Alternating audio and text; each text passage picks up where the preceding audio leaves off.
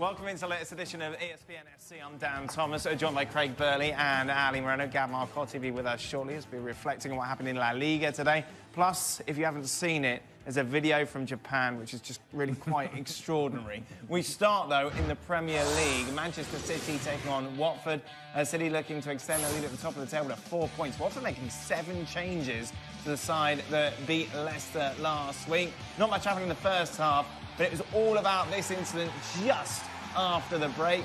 Sterling thought that he'd scored. The linesman has his flag up, and you can just see here he is offside. Yep. However, there it is the defender has the first touch, deflects off Sterling into the back of the net. You can see much clearer at this angle. There it is. So boom, boom, bang. The referee goes over to the linesman, has a little chat, and decides to award the goal. What? And that would really, honestly, just change the whole complexion of the game. Watford were clearly shell-shocked as just like minutes later, Raheem Sterling would make it 2-0. This time he is onside.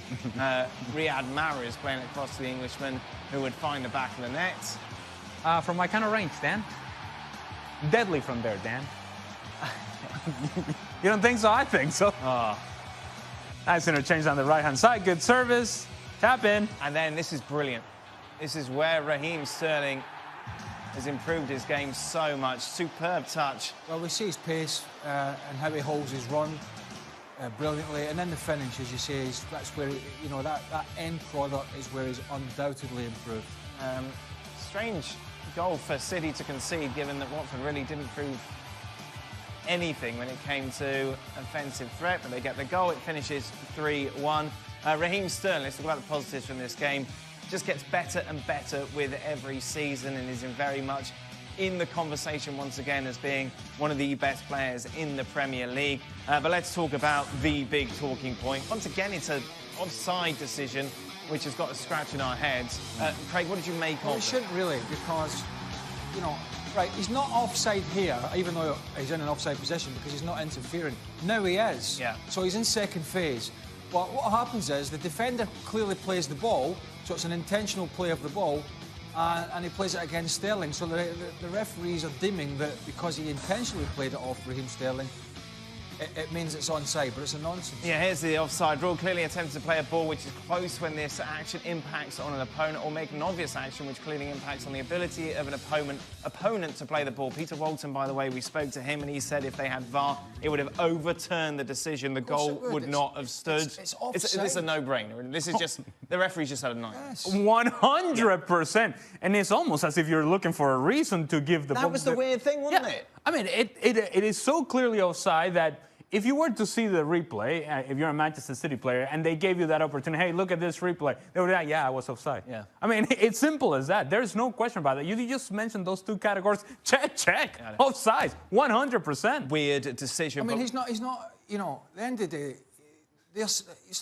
I've seen some already today saying, well, because the defender played the ball off him, but the reason the defender played the ball off him is because, one, he was in an offside position gaining an advantage. Then in the second phase, when the ball comes off the chest of Aguero to him, he's about to take a touch and trot it around the goalkeeper. Yeah. So the defender then has to make a decision, has to make a challenge, so he has affected the play from the position he's in. How the hell can anybody say, oh, VAR would have looked at that, and it's subjective? No, it's not. Right, let's talk about the title race. In fact, we won't. Gab, no time for your tomfoolery. Manchester City, 4 points clear now at the top of the table. Liverpool, of course, in action tomorrow against Burnley. We can talk about title race more tomorrow. Let's focus on what else happened today. I'm off tomorrow. Oh, good. St Mary's, Southampton taking on Spurs. Spurs were so dominant in this game, it was ridiculous. Because he's been sent to the stand. He was naughty, wasn't he, because of what he said to the referee whenever it was. If you watched the show the other day, it was saying, why did Klopp not get banned yes. for the same thing? And that's what Tottenham's problem is. There we go. I can understand that. Right, well, that's not a debate here. Harry Kane makes it... I'm debating. By yourself. Right. Spurs take the lead, thoroughly deserve the lead, but Saints were just not at the races at all in the first half of this Good ball game. by Dele Alli. Not the best first touch by Harry Kane, but certainly a good second touch. Then, with 14 minutes to go, the ball plays across. The Spurs defence just watches it, and Valerie's there to make it 1-1. He is. That's a great little run.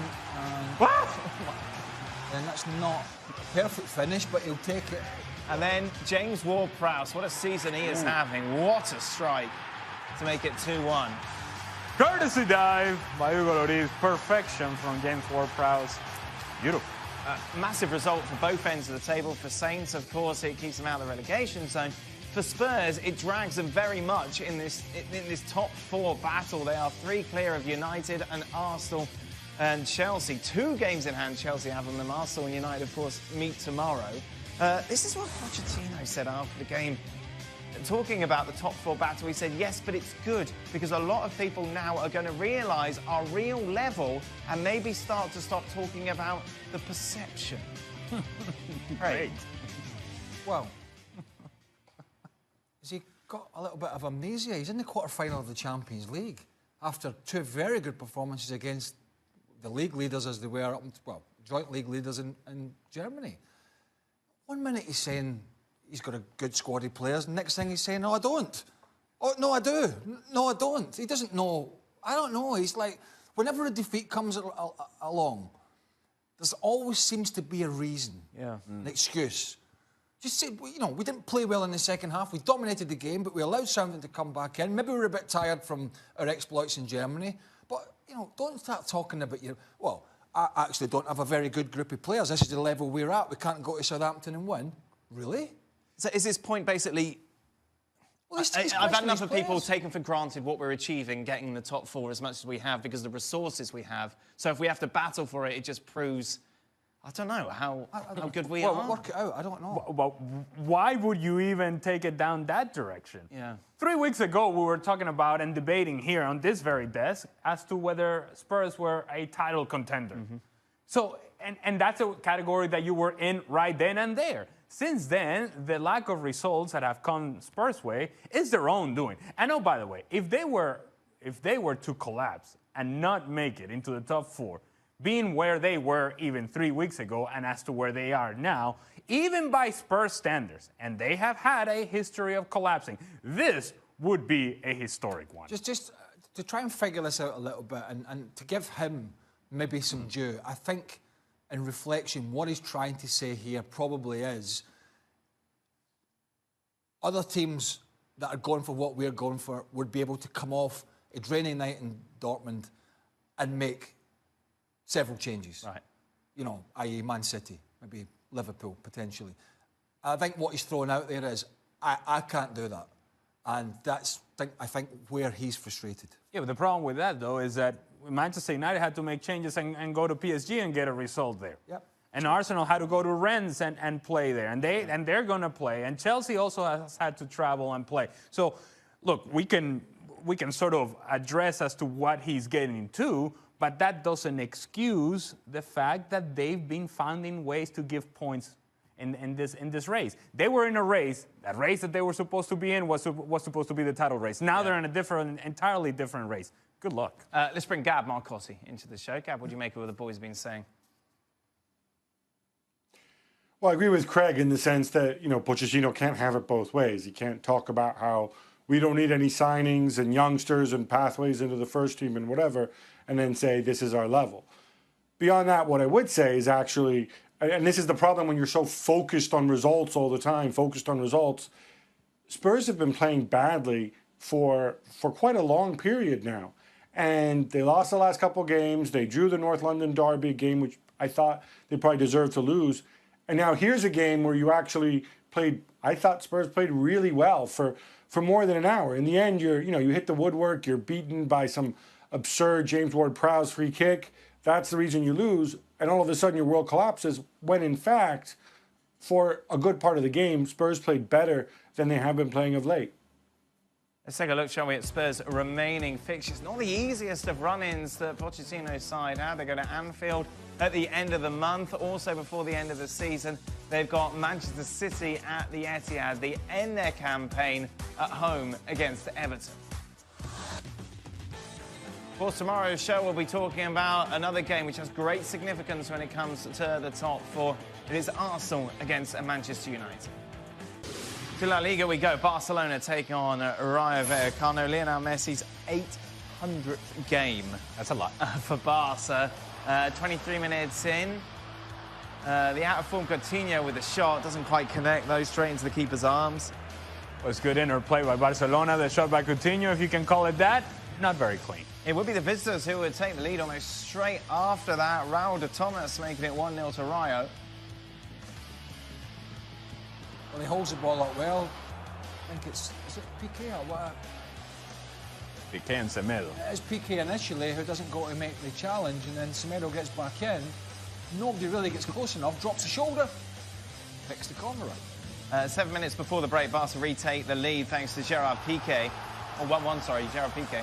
Zonal marking by Rayo Vallecano. Nobody stays with Piqué from the very beginning. Gets a running start across the goalkeeper. 1-1. 5 minutes into the second half, Semedo brought down by Jordi Amat. Penalty awarded. Secret challenge, really. No need to make it.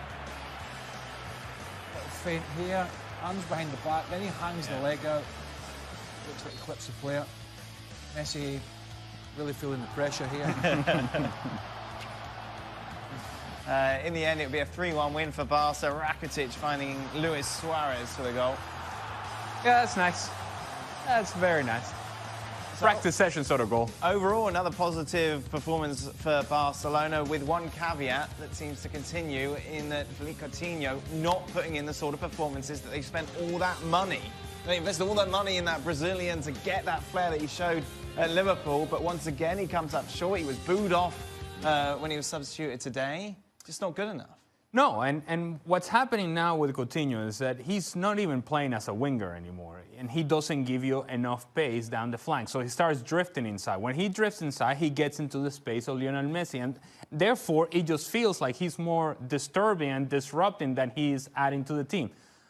I believe Valverde understands this, and so he knows that he needs space in the final third. And so that's why he brings Dembele on at halftime. And in doing so, drops Coutinho into the midfield. Okay, maybe that's going to work. Well, that doesn't work either. And so Coutinho right now is just getting on the way in things rather than helping the team win games. And that is a tough place to be, especially when Dembele apparently injured his hamstring in this game. Yeah. And if he's not available for the Lyon game, then who's the option? Well, it has to be Coutinho. There's nobody else. And he has to add more, but he doesn't, because now he's playing a different game than whatever he played at Liverpool. Is it a psychological thing? Is it the fact? Is it got to his head, sort of thing? I think that is part of it with a lot of these players, and I've said it before with some of the Real Madrid players, particularly Gareth Bale, Yep. who's been similarly getting a lot of stick.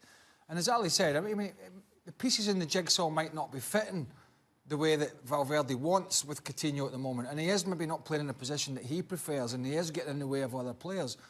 But let me tell you, when I don't know exactly what the new camp holds, but when there's 90,000 people booing you and hissing you and all sorts, again, it's a confidence thing, because we know how talented this player is. But once again, when you're making the big step up from the Liverpools of this world, which is a great club, to the top echelon of world football in Barcelona, when it starts to go wrong, that's where the really great players make a difference from the ones that think they're going to go into that stage, but really struggle for the consistency. I think part of it as well is the fact that you get a player like Artur Melo, for example. If he plays well or doesn't play well, it kind of goes unnoticed. Yeah. It's the price tag. It's similar to Bale. Correct. And so given what Coutinho was supposed to be for this team and what he hasn't been for this club, that's what makes a difference. Atletico Madrid, the only real challengers, even if you can call them that, left Barca's La Liga crown. They're at home against Leganés today. It'd be another barnstormer from Atleti. Huh? Let's take it into the second half. Angel Correa making the run. Brought down on the edge of the box, and it's a penalty that's awarded. Well, there's a touch there, slight touch. Doesn't really matter. It's a penalty. And Steps up. Oh, okay. Penalty saved. Gets on the rebound to make it 1-0. Late on, could this have been a penalty? Arnaiz goes down. Well, they've got VAR, haven't they? Yeah. Oh, come on. Come on. I mean, how can... And he's right there. But how can he miss it, and then how can the VAR official miss that? I mean, that's impossible to miss that unless you just don't want to see it. They just wanted to go home. It was late. Atleti then with a 1-0 win, meaning that 7 points separate them and Barca at the top of the table. Atleti, of course, in action midweek, take on Juve. They take a 2-0 lead to Turin for this Champions League clash. Gab Marcotti, you look at it, and Atleti 4-1 on, Juve at 3-1. That's about right, isn't it? It's a big task for Juve to get themselves back into this tie. Yeah, I would definitely agree with that. I think factored into it is the fact that Juve simply haven't been playing well in a really, really long while. I mean, I know, obviously, they won on Friday night against Udinese 4-1, but prior to that, you had a long stint where they simply weren't looking right. They're still getting results, still getting victory in Serie A. Allegri coming under attack from a portion of the fan base. Even this crazy story that, you know, he'd offered his resignation. Cristiano looking unhappy. All these things coming to a head, and they need to pull it out against Atleti. Otherwise, a little bit like Real Madrid, except for the fact, of course, that they won the Serie A title, they're entering, you know, their off-season effectively begins here and now in March. Now, a lot more about that game. Be sure to download the latest edition of the Serie Awesome podcast. Plus, the guys talk about what went wrong with Di Francesco and the Roma. That's a serious man bun over there. Oh, yeah. Oh, it's getting big, isn't it? Yeah, it is.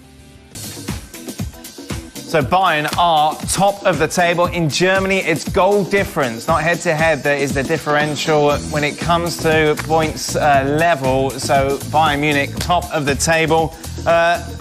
Gab, Bayern were really impressive today. And when you think about this and what's to come between now and the end of the season, Bayern, for sure, favourites to win the league. Well, I mean, I think a lot's going to be decided, Dan, in the head-to-head, obviously coming up in, about 3 weeks. But certainly the momentum, stating the obvious here, has shifted. The one thing you wonder about is I'm not sure all of Bayern's ills have all gone away all at once. I think it's more of Borussia Dortmund maybe kicking down a notch. Obviously, they had their injuries. This is a younger team, setbacks. And I think the Champions League, again, is going to play a pretty big part in this. Obviously, Borussia Dortmund out. How much of that will it be a distraction or take energies away from a Bayern team that, in certain positions, I think remains somewhat thin? 0-0, of course, was the result in the first leg at Anfield as we look ahead to Bayern Munich against Liverpool this week. Liverpool are just favourites to advance to the quarter-finals ahead of Bayern Munich. That's a bit of a surprise, isn't it, considering it's at the Allianz Arena? Yes, particularly because, as it's been well documented, Liverpool have had pretty up and down period in the last 3 or 4 weeks. So that is a surprise. I mean, some people have said, or it has been muted, that Liverpool should forego the Champions League to concentrate on the Premier League because that's more important for them. However, I think whilst the Bundesliga is important, with how it's been panning out in the Champions League, with the likes of Real Madrid going out, Bayern Munich, this is a hugely important competition for them, and I think their focus will be more on the Champions League than it would be necessarily on the Bundesliga, which they've won so many times recently. However, I don't see how Liverpool are quite favourites. They're going to go there, I would imagine, play a more defensive game than we see normally from a Liverpool side and look to hit on the counter. Let's say for a second that Liverpool is bounced out of Champions League in this second leg against Bayern Munich.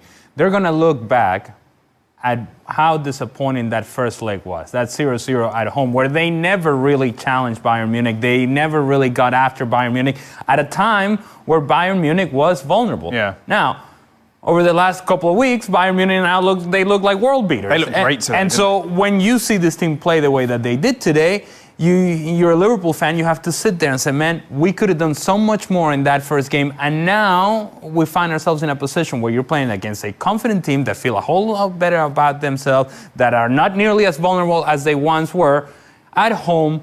Good luck. I mean, it's just, this is not just the one game that they're playing against Bayern Munich at the Allianz Arena. This comes from a couple of weeks ago where you didn't do enough at home and you didn't really test Bayern Munich. In the end, if they don't advance, they'll be punished for it. A lot more, of course, on that game throughout the week. And just a reminder, extra time with you every day for teams that could be in that fight. Probably to Newcastle, Meanwhile, in the Premier League, of course, Arsenal against Manchester United tomorrow. A big game regarding the top four. Also an interesting match regarding United and how they respond after all that excitement in Paris. Solskjaer can do no wrong, obviously, at the moment. Just one defeat in 17 matches. That was at Old Trafford away against PSG. So we asked you, who would be a better fit for the Manchester United job long term? Who would have thought, just even 4 or 5 weeks ago, this would be the response? To be fair, I'm shocked that's the response even now. It's unbelievable, isn't it? Only 9% say Pochettino, 91% say Ole Gunnar Solskjaer. I'll get your views in a minute, boys, but first let's go to Gab Marcotti. Gab, if you were in charge of United, who would you have, Solskjaer or Pochettino?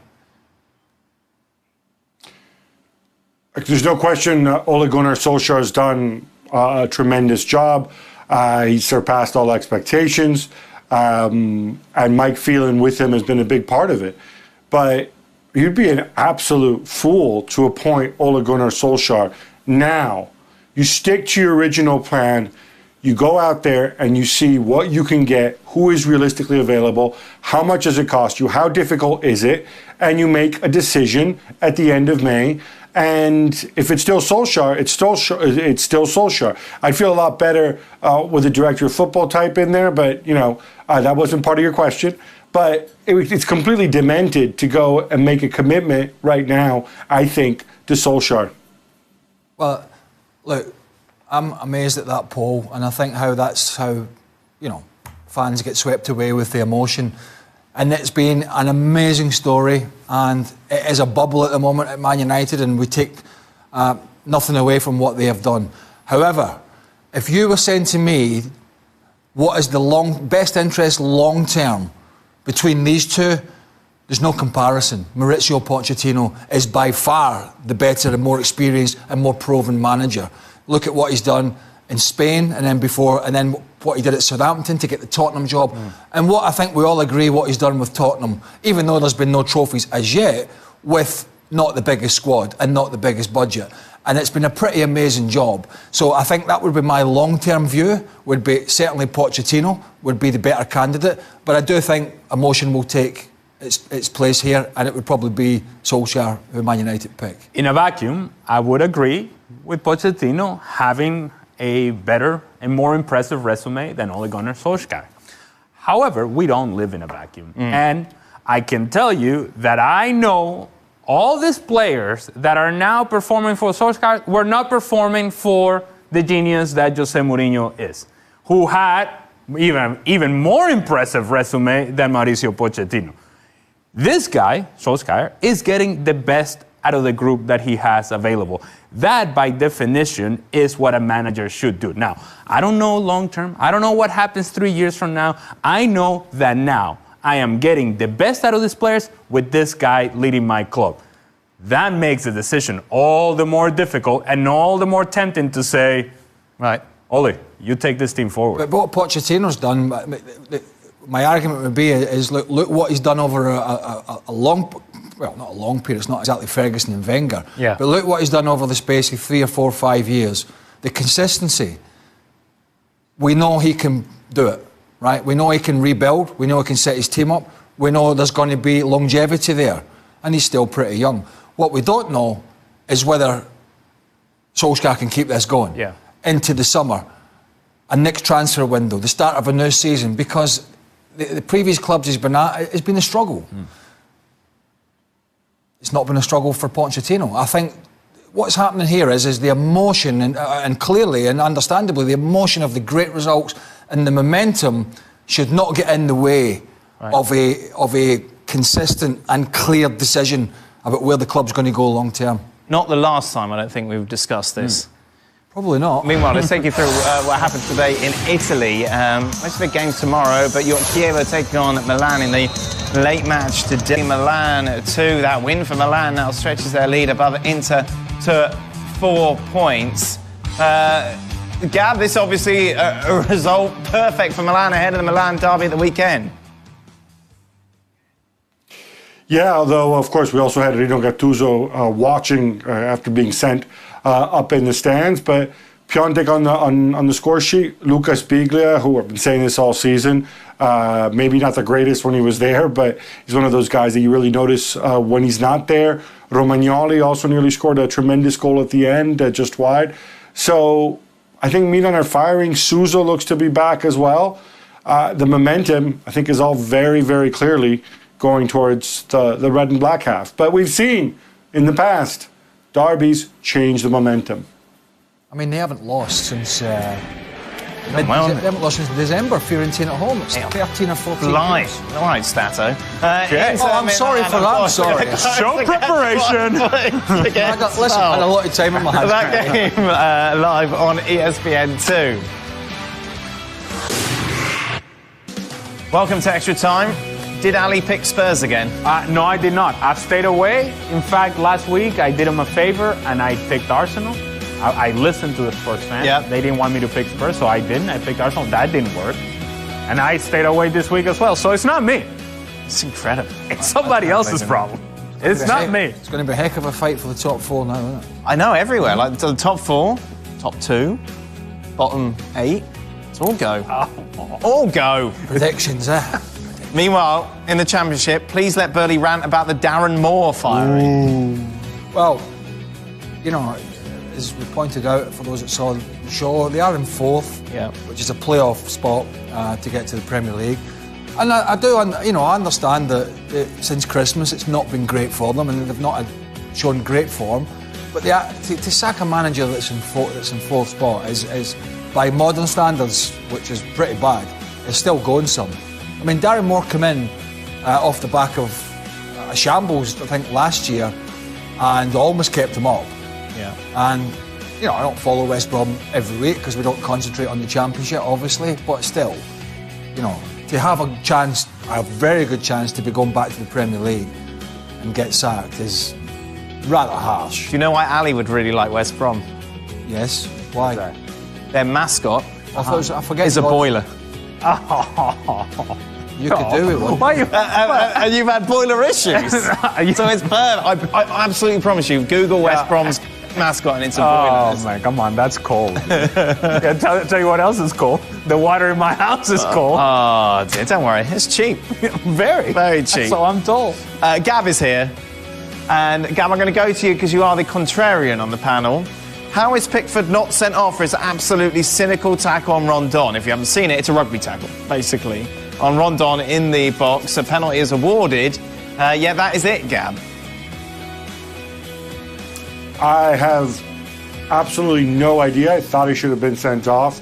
Just a reminder, if it happens inside the box, then it's a penalty and you give a yellow card, unless it's a clear denial of a goal-scoring opportunity, which I thought in this case it pretty obviously was, but I guess referee thought differently.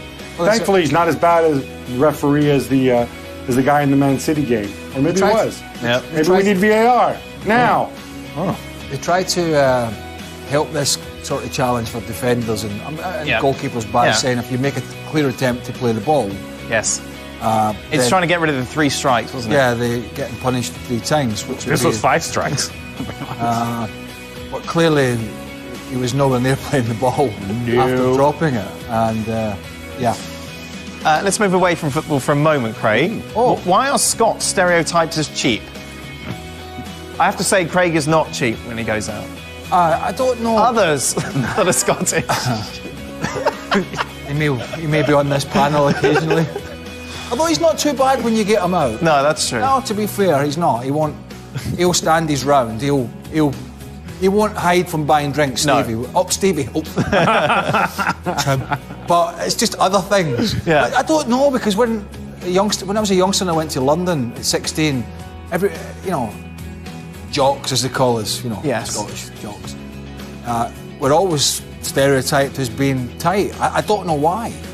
But I have seen some very tight ones. Oh, we have another one.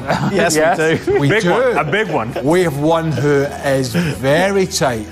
He's a magician. He pulls his disappearing acts at build time. We have... Nothing to see here. As I always say about him, he turns the gas off when he's turning the bacon over. That's how tight he is. You've hung around, obviously, with a lot of Scots, a lot of English as well. Is it fair to say the Scots are tighter? No, I tell you what, seriously, and as you know, I find I do.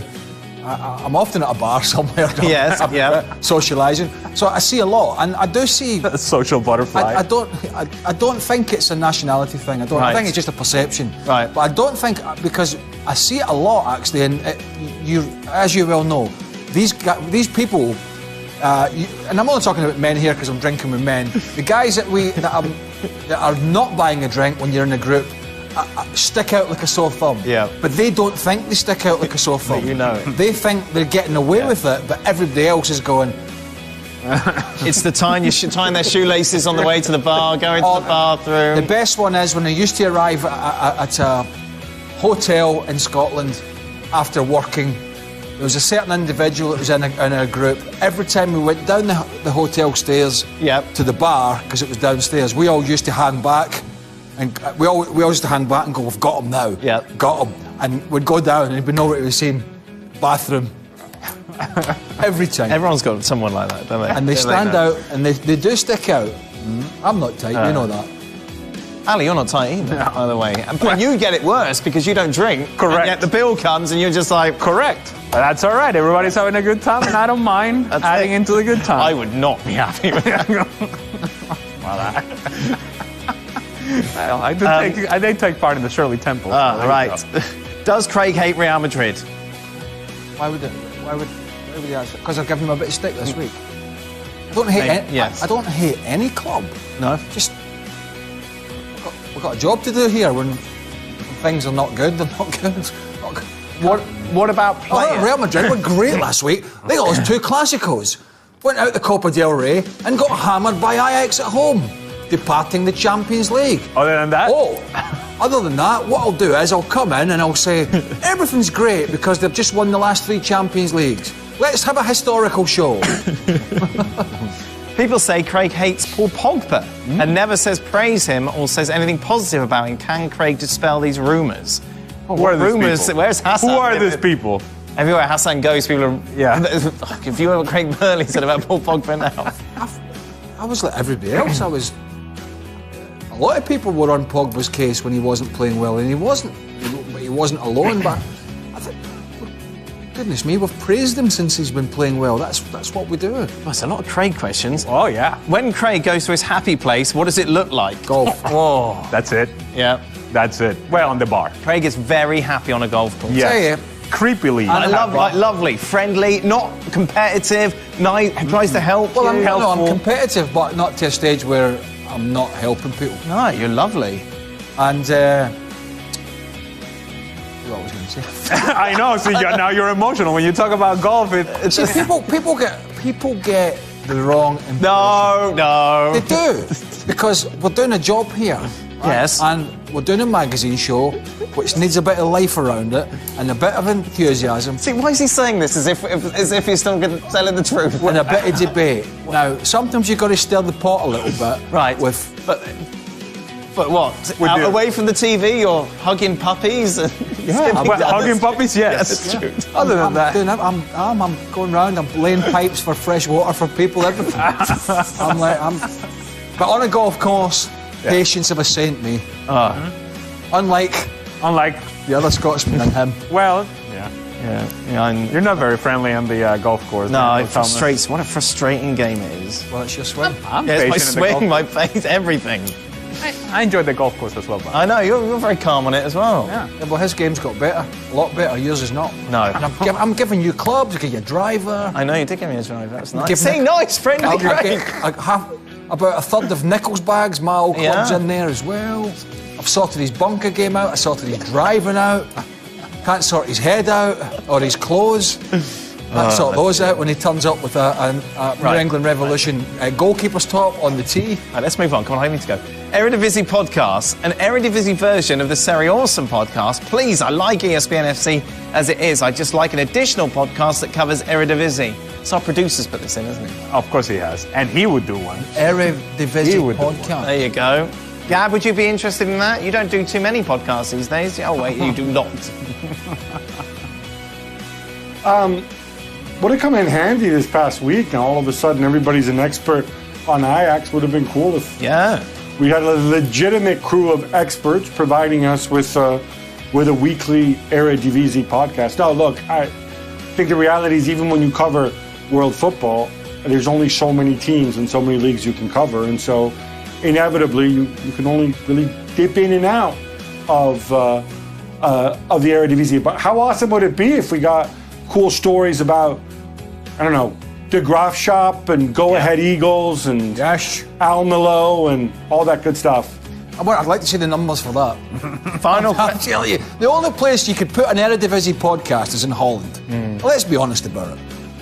Don't get angry. We're in a happy place. Final question. Gav, the last time you had a coconut water with a straw. Never. You never had one? A coconut water with a straw? Coconut water with a straw? You know where they cut the top of the coconut up, stick the straw in? Why would it do that? It's lovely. It's so refreshing on a hot day. When was it? Yes. I don't know, Gab. I'm asking you. It was last summer. Oh, where were you? Thank you. It was last summer. Tenerife. If anybody ever saw me... Suntanning? Yes, a suntanning got my coffee. If my mates ever saw me with a coconut water with a straw, I'd never be able to go back on my golf. It's lovely. Why would I do that? Craig. Buy a Peroni instead. Oh, like 10 o'clock in the morning you're having a Peroni, Well, I'll have a aren't glass you? of water. Yes, Gav. Craig. Yes. Craig, you're at the hotel. The dude comes by with a tray. They're complimentary. You don't want to offend him.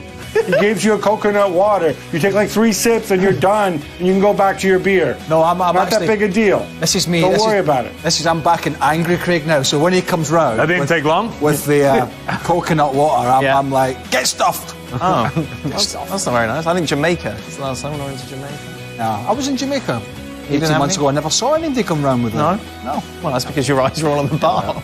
You drink the coconut water and then you eat also the meat inside the Oh, coconut. I didn't eat the meat. Yeah. You scrape it off the coconut. Oh, there you go. Just telling you. Perfect. That is it. Just saying. If you're gonna do it tropical, do it tropical. Who would look worse with it, me or Nickel? Can you imagine giving Nickel that? What do you want me to do with that? He's here tomorrow. He'd put mince in it. Liverpool. He'd put a shepherd's pie in it. Quite nice, that shepherd's pie inside the coconut.